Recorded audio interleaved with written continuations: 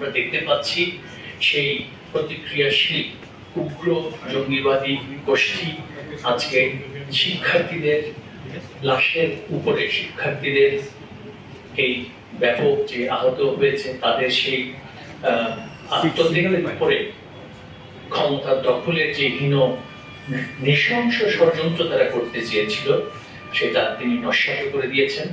আমরা তাকে ধন্যবাদ জানাচ্ছি বিশেষ করে। এবং আজকে সেই প্রেক্ষিতে আমাদের প্রিয় সম্মানিত শিক্ষক মন্ডলী তারা আমাদের মাঝে এই শিক্ষা মন্ত্রণালয়ে এসেছেন। এই শিক্ষা মন্ত্রণালয় তাদের মন্ত্রণালয়, একটু তারা সকলেই আমাদেরকে তাদের পরিচয় বলবেন গণমাধ্যমের সামনে।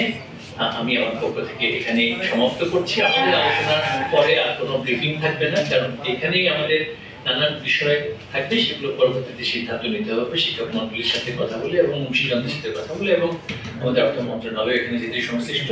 তাই আমার পক্ষ থেকে এটাই হচ্ছে সর্বশেষ আমার মন্তব্য। ধন্যবাদ সবাইকে।